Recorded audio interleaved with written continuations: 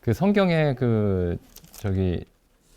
뭐 성경이 다 중요하다라고 우리가 그렇게 말하지만은 중요한 그 지점이 있습니다. 중요한 지점이. 그 뭐 어떤 사람이 이게 성경에서만 그런 게 아니고 누구나 어떤 말을 할 때 어떤 주장을 할 때 주장에 대한 근거들이 있죠.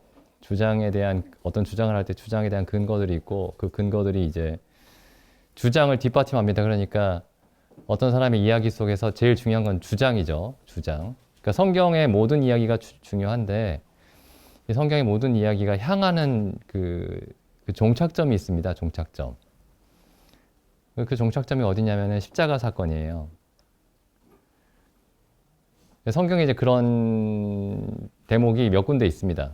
예를 들어 창세기 1장 같은 경우 성경에서 앞으로 이야기할 모든 하나님의 어떤 지혜들, 하나님의 생각들, 성경의 여러 가지 주장들이 한꺼번에 함축되어 있는 곳이 창세기 1장이고요. 그 다음에 십자가 사건이 또 그런 곳입니다. 누가복음 마지막 장에 있는 십자가 사건이 성경의 수많은 이야기들 중에 하나가 아니고 성경의 수많은 이야기들이 향하는 지점이에요. 가리키는 지점입니다. 그러니까 그 십자가 사건이 굉장히 중요해요. 굉장히 중요합니다. 여기는 뭐 맨날 십자가 얘기밖에 안 하는구나. 뭐 그런 교회가 맞는 교회입니다. 십자가 얘기는 그만하고 이제 좀 다른 얘기 하자. 그러면 이제 잘못된 곳으로 가는 거죠. 그래서 이제 사도 바울이 자기가 전하는 복음을 다른 말로 십자가의 도라고 표현을 했죠. 십자가의 도. 고린도전서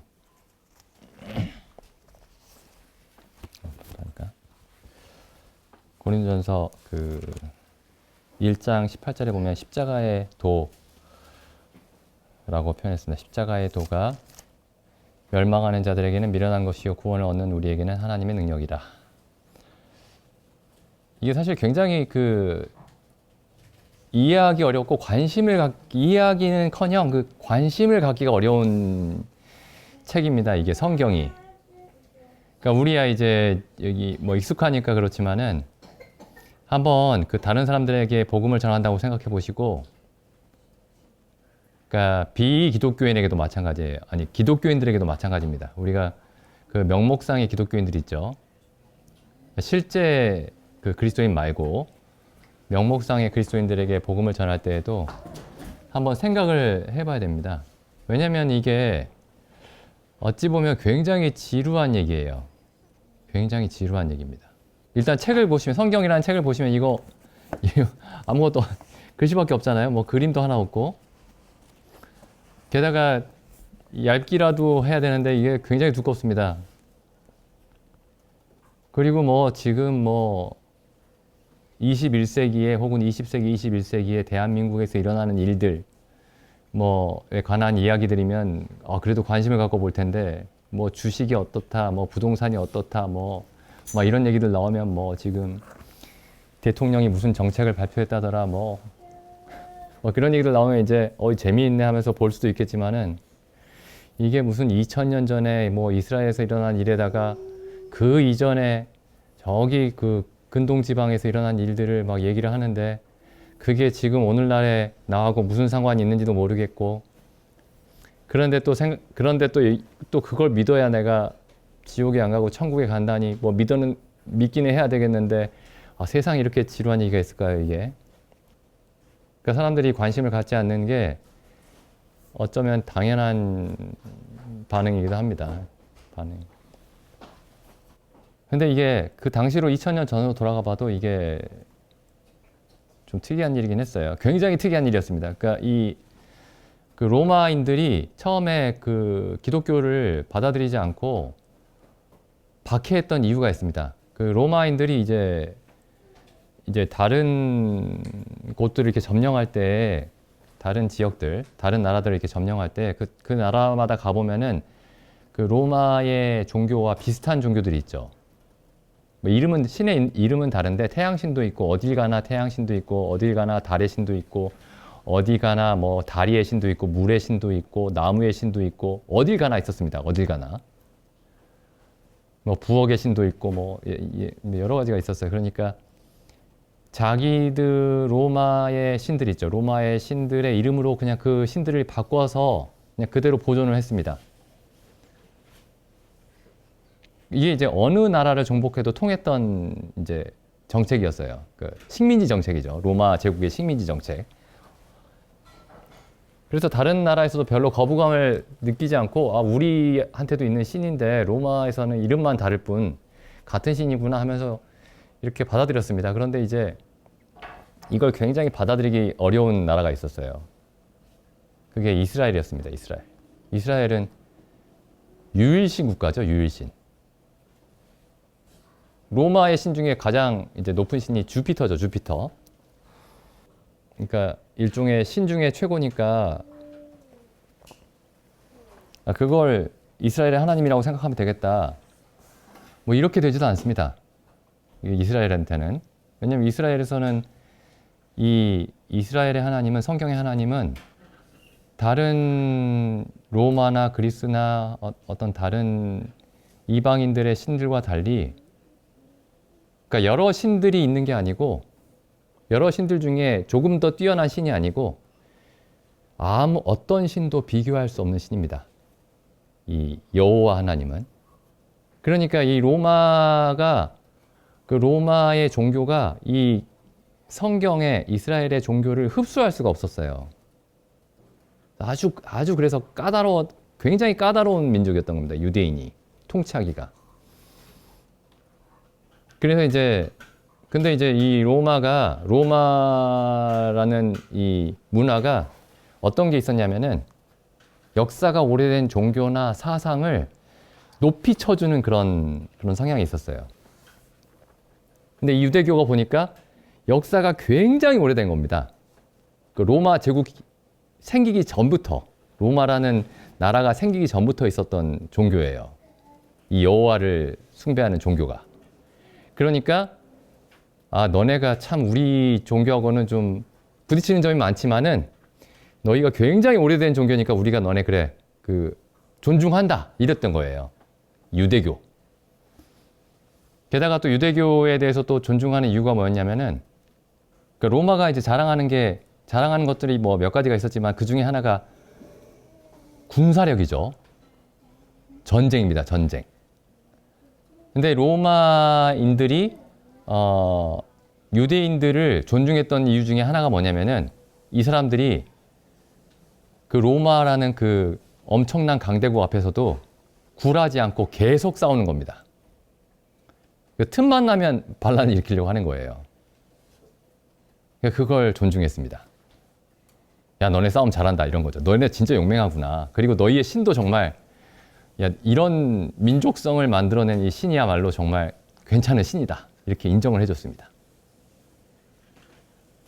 그러니까 이제 신흥 종교죠. 기독교가 신흥 종교입니다. 그러니까 이제 로마인들의 입장에서 봤을 때는. 근데 처음에는 유대교라고 생각했어요. 이 기독교가. 유대교와 똑같다고 생각했습니다. 유대교의 어떤 분파라고 생각했어요. 그래서 이제 그 신약 성경을 보시면은 유대인들도 처음에는 그렇게 생각을 했습니다. 이 예수라는 어떤 랍비가 어떤 구약 성경에 대해서 어떤 신선한 해석을 하나 보다 뭐 이렇게 생각을 했어요. 처음에는. 그래서 로마인들도 처음에는 그렇게 생각하다가 나중에 유대교와 굉장히 다르다는 사실을 알았습니다. 이 기독교가. 그래서 이제 기독교가 유대교와 구별이 된다. 유대교와, 그러니까 로마인들이 알고 있는 유대교와 분명하게 차이가 있다라는 사실이 부각되는 순간부터 기독교가 박해의 대상이 됐습니다.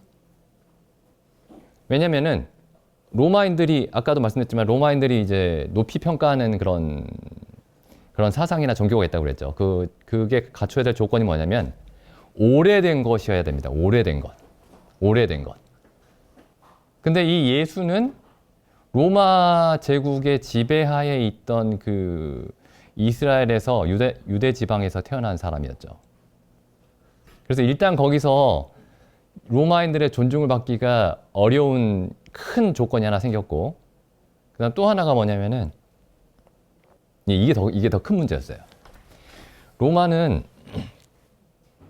로마가 이방인의 그 자기네 민족이 아닌 다른 민족의 신이라 할지라도 존중하는 신은 어떤 신이었냐면은 강한 신이었습니다. 근데 지금 그 그리스도인들이 자기네 신이라고 얘기하는 그 신의 이야기를 들어보니까 신이 어떤 존재냐면은 사람이 됐다는 것도 또 이상한데 십자가에 달려 죽었대요. 그때 로마가 처형시켰다는 겁니다. 근데 그게 로마인들이 그래서 기독교를 받아들이는 거에 그 거부감을 느꼈구나. 기독교를 받아들이는 건 둘째치고 존중하는 것이 어려웠구나. 이제 이렇게 생각할 수 있는데 지금 우리가 생각해봐도 신이 왜 죽지? 신이 왜 이렇게 무력하지? 이런 생각을 할 수 있어요. 아까 그 십자가의 강도가 내가 하나님의 아들이 아니냐. 하나님의 아들이면은 너와 우리를 구원해라. 이렇게 얘기하죠. 누가복음 23장 37절, 39절에 달린 행악자 중 하나는 비방하여 가로되 내가 그리스도가 아니냐? 내가 하나님의 아들이라면서 너와 우리를 구원하라. 그러니까 이게 뭔가 어떤 바보가 한 말이 아닙니다. 이게 머리가 생각하는 능력이 마비된 사람이 한 말이 아니에요. 아니 신이라면서 신의 아들이라면서 지금 구원해 줘. 근데 만약에 이때 예수님이 십자가에서 갑자기 딱 내려와 가지고 이 양 옆에 있는 그 강도들을 딱 풀어주면서 그 자리에서 낫게 하고 앞에 있는 로마인들이랑 자기를 못 박았던 그 종교 지도자들을 다 죽여버리고 지금까지 이 예수님이 이 땅에 살아계시면은 지금 사람들 다 믿었을 겁니다. 질문을 해봐야 돼요. 하나님은 왜 이렇게 하셨을까? 예수님은 왜 십자가에 달려 죽으셨을까? 그냥 내려왔으면 됐는데. 그럼 사람들이 믿었을 텐데. 지금 그 십자가를 구경하고 있는 사람들이 하는 얘기가 다 같은 얘기입니다. 여기 35절에 보시면 백성은 서서 구경하며 관원들도 비웃어 가로되 저가 남은 구원했으나 만일 하나님의 택하신 자 그리스도거든 자기도 스스로도 구원해봐라. 그 다음에 군병들도 36절 군병들도 희롱하며 나와 심포도를 주며 가로되 내가 만일 유대인의 왕이어든 구원해봐라. 너 스스로를 구원해봐라. 구원하면 믿을 텐데. 하나님의 아들이라고 하면 하나님의 아들이면 모든 걸 다 할 수 있을 테니까 십자가에서 내려오는 것 정도는 쉬운 일일 텐데 죽은 사람도 살렸다면서 한번 해봐라. 이런 거죠. 그러니까 지금 여기 이 백성들이 하는 얘기나 군병들이 하는 얘기나 이 구원받지 못한 이 죄수가 예수님께 하는 얘기가 다 어떤 면에서는 상식적인 요구예요. 왜 하나님의 아들이 자기를 스스로 구원하지 못합니까? 근데 여기 고린도전서에 보시면은 사도 바울이 십자가 사건에 대해서 이렇게 얘기합니다. 고린도전서 1장 18절 보시면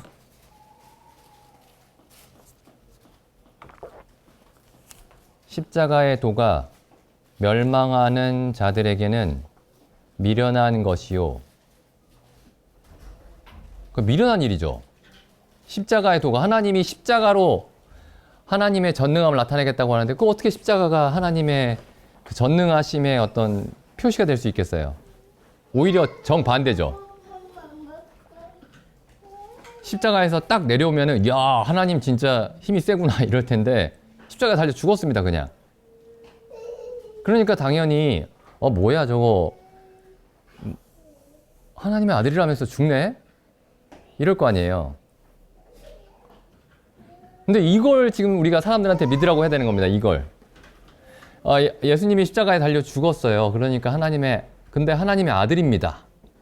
이걸 믿으라고 하는 거예요. 왜? 물론 이제 그 다음 얘기가 있죠. 사흘 뒤에 살아나셨습니다. 그러면 어차피 살아날 거 십자가에 달려 죽지 말고 그냥 내려오지. 이제 사도 바울이 계속 이렇게 얘기하죠.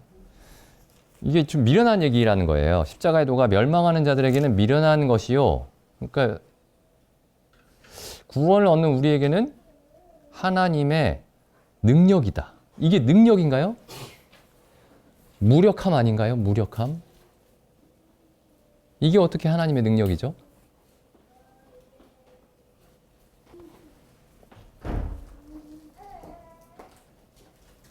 그러니까 지금 사람들이 하나님께 원하는 게 뭐냐면은, 저도 그랬고 아까 종경님도 말씀하셨지만은, 그냥 내가 지옥에 가지 않는 겁니다. 내가 지옥에 가지 않고 영원한 형벌을 면하고 뭐 그런 거예요. 그 좋은 곳에 가고, 죽어서 좋은 곳에 가고. 그게 이제 우리가 생각하는 구원이죠. 사람들이 흔히 생각하는. 내가 교회에 나가서 구원을 받아야 되겠다. 그게 이제 사람들이 원하는 구원입니다. 지옥 가지 않고 천국 가는 거. 근데 하나님이 생각하는 구원, 하나님이 그 계획하신 구원은 그런 게 아닙니다. 구원이 뭐냐면은 천국에 간다라는 말의 의미가 뭐냐면, 그 이제 누가복음 보시면요. 그 영원한 그 불길에서 영원히 꺼지지 않는 불꽃, 그 불못이죠. 불연못에서 벗어나서 기후도 좋고 비도 안 내리고 사시사철 따뜻하고 시원하고 먹을 것도 많고 뭐 그런 곳에 가는 게 그 천국이 아니고, 누가복음의 23장 42절을 보면은 이 죄수가 이렇게 얘기하죠. 이 강도가 가로되 예수여 당신의 나라에 임하실 때에 나를 생각하소서. 그럼 예수님이 이렇게 말씀하십니다. 예수께서 이르시되 내가 진실로 내게 이르노니 오늘 내가 나와 함께 낙원에 있으리라. 자, 그러면 여기 낙원, 천국이 어디냐면은 그리스도와 함께 있는 곳입니다. 거기는 그러니까 뜨거운 불이 없다. 그게 그 천국의 핵심적인 특징이 아니고, 천국의 핵심적인 특징, 천국 전체를 이렇게 한마디로 설명해 보십시오. 천국이 어떤 곳입니까? 그러면은 그리스도와 함께 24시간 365일 지내는 곳입니다. 거기가 천국이에요. 그러면 한번 생각해 보시죠. 어떤 사람이랑 내가 24시간 365일 같이 지내야 돼요. 24시간 365일. 그러니까 예수님과 우리가 천국에 같이 지낸다라는 게, 예수님은 저 멀리 계시고 나는 저 예수님하고 최대한 먼 곳에서 따뜻하고 시원하게 그렇게 지내는 게 아니고, 예수님과 항상, 이게 이제 어떻게 그게 이루어질지는 모르겠지만은 예수님과 항상 아주 가까이서 동행하면서 영원히 지내는 겁니다. 한번 잘 생각해 보세요, 이걸. 이걸 생각하는 게 굉장히 중요합니다. 그래야 우리가 성경이 말하는 구원이 무엇인지를 오해하지 않을 수 있어요. 그러면 내가 누구하고 어떤 사람이랑 그냥 그 남편과 아내로서 집에서 이렇게 같이 지내는 것보다 훨씬 가까이 계속 같이 있는 겁니다. 근데 남편과 아내로서 만나도 이게 뭔가 생각하는 게 다르면은 같이 사는 게 쉽지가 않은데, 영원히 계속 동행한다고 생각해 보세요. 그러려면은 그 사람과 내가 생각하는 바가 같고, 원하는 바가 같고, 즐거워하는 바가 같고, 기뻐하는 바가 같고, 옳고 그름에 대한 생각이 같고, 그래야지 영원히 함께 할 수 있습니다. 근데 천국은 그리스도와 함께 하는 곳입니다. 영원히. 그리스도와 함께 영원히 하는 곳. 그럼 어떤 사람이 그리스도와 함께 영원히 있으면서, 근데 그리스도하고 근데 원하는 게 다르고 생각하는 바가 다르고 이런 사람이 그리스도와 함께 영원히 같이 있잖아요? 그럼 거기에 천국이 아니에요. 거기 지옥입니다. 우리는 이렇게 생각할 수 있어요. 어쨌든 난 잘 모르겠고 어쨌든 지옥불에만 넣지 말아주세요. 그래서 예수님하고 참고 잘 살아볼게요. 영원히. 참고 잘 못 삽니다. 아까 정경재님이 십자가 처형에 대해서 쇠못, 쇠못이 못에 박히는, 손에 박히는 얘기를 하셨는데, 그게 이제 이물질이죠, 이물질. 이 몸의 어떤 일부가 아닙니다. 쇠로 된 못이죠, 무쇠못. 굉장히 커요, 이렇게. 굉장히 큽니다. 전봇대에 달려있는 그런 못처럼 커요. 근데 그 이물질이 내 몸 안에 이렇게 박혀 있으면은 가시만 박혀 있어도 괴로운데 예수님 머리에 가시 면류관 쓰시고 팔과 다리에 그 못이 박히셨죠. 거기가 지옥입니다. 근데 내가 예수님과 같이 있는데 예수님이 쉽게 얘기하면 이물질이에요. 그 십자가 처형만 당해도 십자가에 그 몸만 박혀 있어도 죽는데 사람이 나하고 전혀 다른 어떤 존재하고 어떤 장소에서 영원히 같이 있어야 되면 그건 죽음입니다.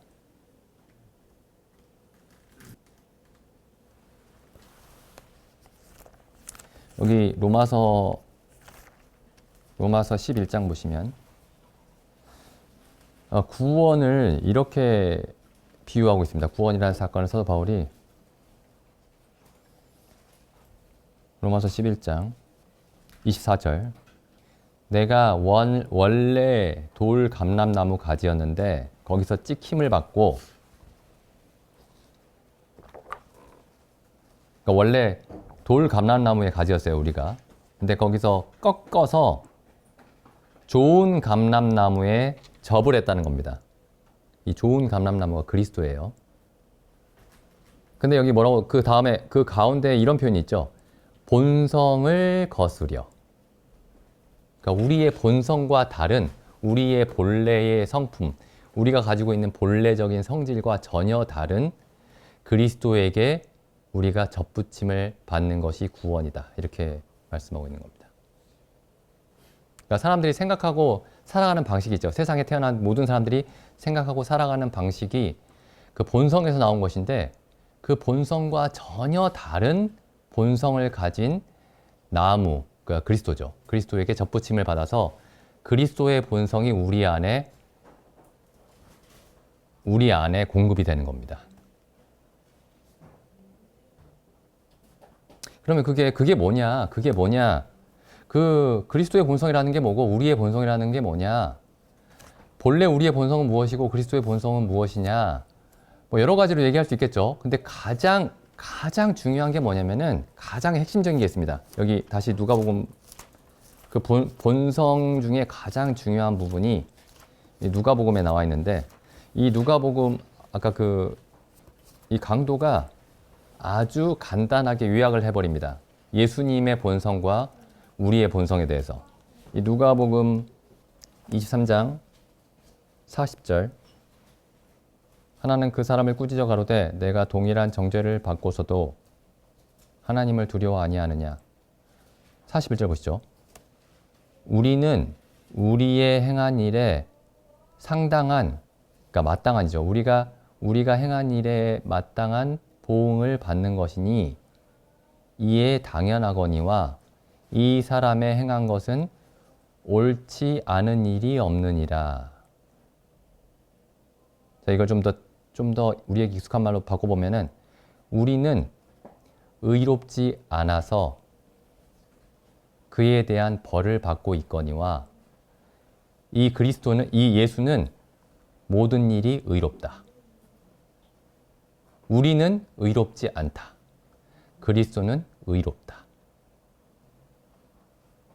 우리의 본성은 의롭지 않다. 그리스도는 의로우시다. 십자가에서 이제 구원받는 강도의 이 모습을 좀 자세히 볼 필요가 있습니다. 모든 사람이 이렇게 구원받아요.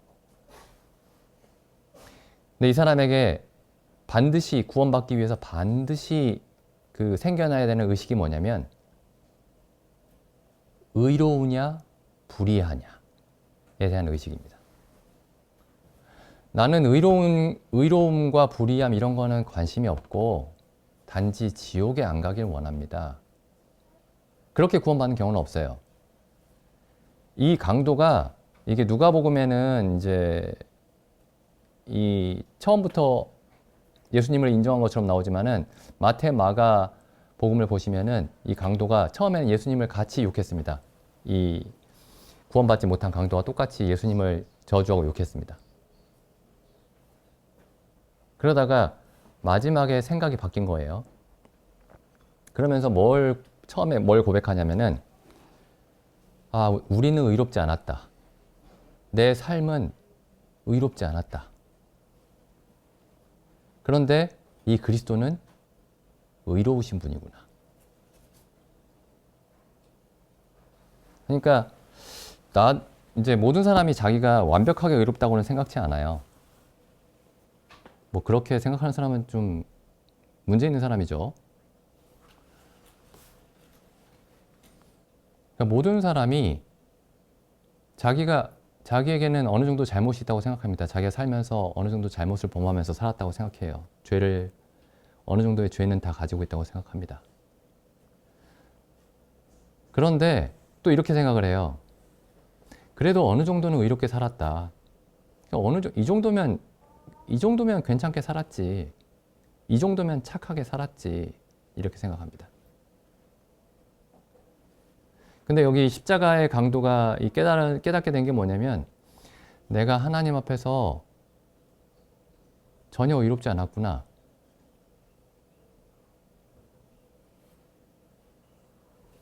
그리고 내 옆에 달려있는 이 예수라는 분은 모든 면에서 의로웠구나. 이제 이런 깨달음을 얻게 된 거죠. 그러니까 사람들이 자기가 의롭지 않다라는 사실을, 그러니까 자기가 얼마나 더러운 존재인가, 부끄러운 존재인가, 추악한 존재인가, 그걸 우리가 이제 잘 깨닫지 못하는 이유가 뭐냐면은 비슷한 사람들 사이에서 살고 있기 때문에 그렇습니다. 그러니까 잘 깨닫지 못하는 거예요. 다 그렇게 사니까. 그리고 뭐 나 정도면 그래도 괜찮다 이렇게 생각하는 거죠. 근데 우리가 언제 우리 본래의 상태를 객관적으로 보게 되냐면은 이렇게 이 십자가 양도처럼 예수님 옆에 섰을 때입니다. 그러니까 완전히 의로운 분 옆에 서니까 그제서야 비로소 자기가 얼마나 어둠 가운데 있었는지를 깨닫게 되는 거죠. 그리고 아까 이제 형제님이 찾으신 그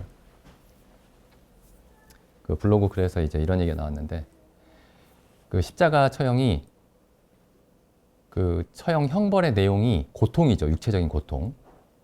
근데 또 하나가 부끄러움이었습니다. 거기 설명 굉장히 잘 돼 있던데, 그러니까 옷을 다 벗겼어요. 근데 성경에서 뭐라고 얘기하고 있냐면은 예수님이 우리를 대신해서 죽으셨다 이렇게 돼 있죠. 예수님이 우리 대신해서 십자가에 못 박히셨다. 그 얘기는 뭐냐면은 예수님이 당하신 고통이, 그 하나님께 받은 형벌이 우리가 받아야 했던 것이다 라는 의미가 한 가지가 있고, 또 한 가지는 뭐냐면은 예수님이 당하신 그 부끄러움이 우리가 받아야 했던 부끄러움이다 라는 겁니다. 한번 생각해 보시죠. 그러니까 우리가 원래는 벌거벗겨져서 나무 위에 달려 있어야 되는 사람이라는 거예요. 그러니까 내가 지난 삶을 돌아보니, 아, 나 정말 나쁜 놈이야. 그 정도 얘기가 아니고, 너무 부끄럽다. 한번 그 부끄러움에 대해서 한번 생각해 보시죠. 그 십자가에서 벌거벗겨진 그 모든 사람이 바라보고 있는 그 부끄러움에 대해서. 우리가 본래 그런 존재입니다.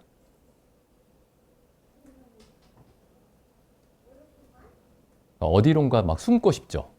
만약 벌거벗겨져 있다면 내가 길에 나갔는데 갑자기 옷이 사라졌어요. 땅속이라도 파고들어 숨고 싶죠.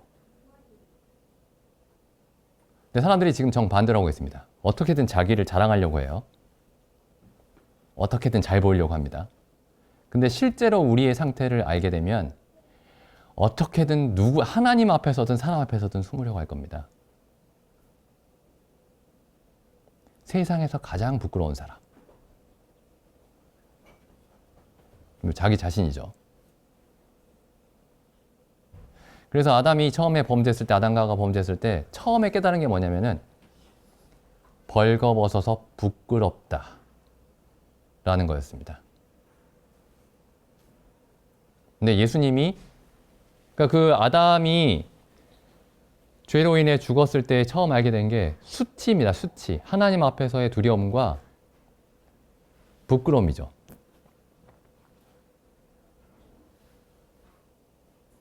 근데 그 부끄러움과 하나님 앞에서의 두려움과 그리고 그 부끄러움, 이 어디에서 오는 거냐면은 우리의 모든 삶과 생각과 행동이 의로운 것이 없었다 라는 데서 오는 겁니다. 그러니까 지금 하나님이 예수 그리스도를 통해서 우리에게 이루시려고 하는 구원이 야, 뜨거운 데 안 가게 해줄게, 뜨거운 데 안 가고 시원하고 따뜻한 데 보내줄게가 아닙니다. 우리가 하나님과 상관없이 지낼 때에 본래 우리의 상태가 어떠한지를 적나라하게 보여주시려고 하는 겁니다. 처음에. 그리고 그렇게 하나님과 무관한 삶을 사는 데서 건져내시려고 하는 거예요. 그러니까 예수님이 갑자기 십자가에서 갑자기 내려오셔가지고 로마 군인들을 다 죽여버리시고 이스라엘 그 나라를 회복시키면은 그 이스라엘은 어찌 보면은 우리 구원받았다 이렇게 얘기할 수 있는데 실제로는 구원받은 게 아닌 겁니다. 왜냐하면 이스라엘 사람들의 속은 그대로거든요. 하나님이 예수님을 통해서 행하시려고 하는 구원은 그 사람 전체를 완전히 바꾸는 겁니다. 그 마음속 가장 깊은 곳부터 완전히 바꾸는 거예요. 그래서 하나님이 예수님을 통해서 예수님을 먼저, 그러니까 아담이 인류의 대표였죠. 아담이 인류의 머리였습니다. 우두머리였어요. 근데 이 예수님이 둘째 아담으로 오신 거죠. 둘째 아담. 그래서 예수님 또한 인류의 대표로 오신 겁니다. 우리의 머리로 오신 거예요. 그래서 이 예수님을 보면서 우리가 하나님 앞에서, 그러니까 내가 하나님 앞에서 어떤 존재인지를 먼저 보여주시려고 했던 겁니다. 그게 뭐냐면, 어떤 존재냐면 본래 하나님의 영원한 저주와 진노 아래 있고 세상에서 가장 부끄럽고 수치스러운 사람이라는 겁니다. 왜? 의롭지 않기 때문에. 의로움이 전혀 없기 때문에.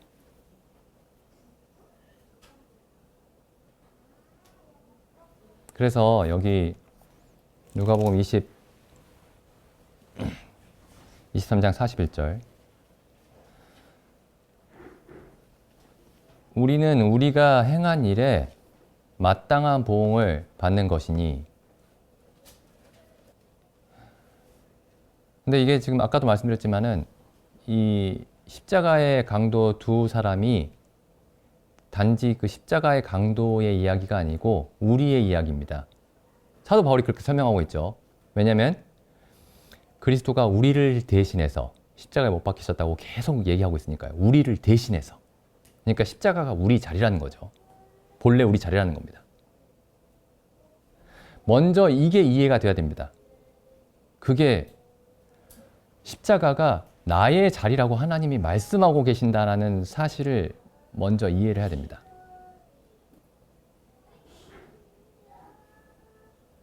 그냥 막연하게 나는 지옥 가고 싶지 않다. 난 그 영원히 뜨거운 곳에 살 수가 없다. 그럼 누가 거기에 살 수 있다고 생각하겠어요? 누가 거기에 가고 싶겠습니까? 근데 이렇게 저 보세요. 우리는 우리의 행한 일에 상당한 보응을 받는 것이니, 그 보응이 고통스럽구나 이렇게 얘기하지 않습니다. 분명히 그 보응은 고통스러운데 그 고통스럽다가 이 강도가 느끼고 있는 사실의 전부가 아니고 그것이 당연하다. 그리고 우리가 행한 일에 대한 상당한, 그러니까 그에 합당한 보응이다. 이거 고통스럽다. 고통스러우니까 빨리 나오고 싶다. 여기서 빨리 빠져나오고 싶다가 이 사람의 생각이 아니었고, 이 고통은 내가 마땅히 받아야 하는, 하나님께서 마땅히 내게 내리셔야 하는 그런 공의로운 형벌이었다. 라고 얘기하고 있는 겁니다. 그러니까 지금 성경이 우리에게 뭘 하고 있는 거냐면, 복음이 여기 굉장히 고통스러운 곳 있는데 이거 빨리 믿어. 빨리 믿으면 고통스러운 곳에 안 보내고 좋은 곳 보내줄게. 그러면 사람들의 생각이 어떻게 되죠? 별로 생각 안 합니다. 생각 안 하고 그래, 뜨거운 곳에 가면 안 되지. 좋은 곳 가야지. 근데 그게 아니고 지금 여기서 복음이 우리에게 우리를 이끄는 곳이 어디냐면은 생각해라. 정말 그게 하나님의 형벌이 의로운 것인지, 그게 마땅한 것인지, 이치에 맞는 것인지, 그러니까 예수님이 십자가에 나를 대신해서 못 박히셨다고 말할 때, 근데 그 얘기는 십자가가 내 자리였다는 뜻이잖아요. 내가 달려야 했을 자리라는 겁니다. 근데 그 하나님의 이 판결이 이거 너무하네. 이렇게 얘기할 것인지, 아니면 여기 십자가의 강도처럼 우리가 행한 일에 대한 상당한 보응이다. 내가 내 삶에 대한, 하나님이 공의로운 분이라면, 의로운 분이라면, 공정한 분이라면 내 삶에 대해서 하나님은 반드시 이렇게 평가하실 것이다. 라고 우리가 얘기를 할 것인지, 아니면 너는 본래 십자가에 달려서 나의 영원한 저주와 진노를 받아야 하는 사람이다. 라는 이 얘기를 듣고 이거 너무하네. 라고 할 것인지 생각하게 하는 겁니다. 근데 여기 아까 형제님도 말씀하셨지만은, 세형제님도 말씀하셨지만은, 이 다른 행악자는 야, 나 힘들어. 빨리 내려줘. 여기 십자가에서 빨리 좀 내려주라. 나 힘들다. 나 너무 아프다. 이렇게 얘기하고 있었죠. 이 한 사람은 고통에만 집중하고 있었습니다. 근데 다른 한 사람은 이 고통이 하나님이 나에게 내리시는 공의로운 심판이다. 형벌이다. 내가 이걸 받는 것이 마땅하다. 그러니까 우리가 이걸 복음을 이해하려고 할 때 이걸 놓치기가 이제 쉬운 것 같습니다. 로마서 마지막으로 한 말씀 보겠습니다. 로마서 1장 17절입니다. 복음에는 하나님의 의가 나타나서, 복음에는 하나님의 무한한 너그러움이 나타나서 다 용서해 줄게. 그게 복음이 아닙니다. 그게.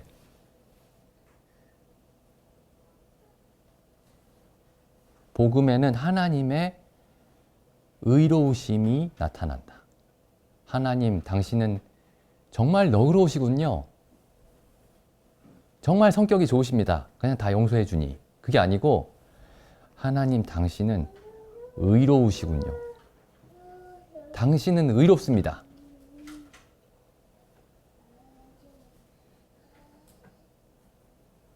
하나님의 구원은 사람들의 마음속에 의로움이 무엇인지, 하나님의 의로움이 무엇인지를 모든 사람의 마음속에 세우시는 것으로 시작하는 겁니다. 그리고 이 하나님의 의로우심의 기준에 그게 정말 의로운 겁니다.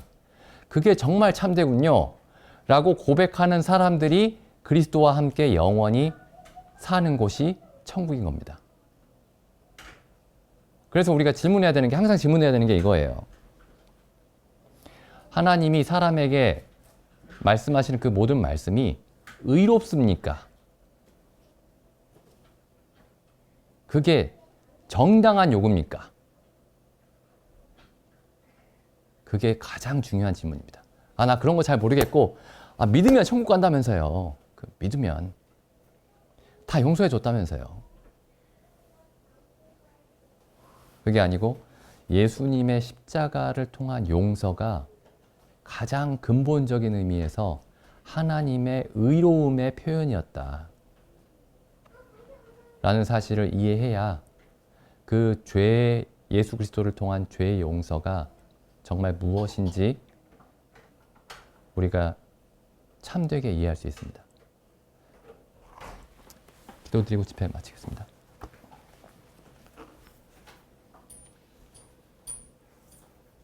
하나님 아버지, 참 십자가에서 예수 그리스도께 저희의 모든 죄와 불법을 담당시키시더니 하나님의 그 두렵고도 떨리는 그 모든 저주와 진노를 온전히 담당시키셨나이다. 우리가 그리스도의 십자가를 볼 때 그 십자가가 저희를 위한 것이라고 말씀하셨을 때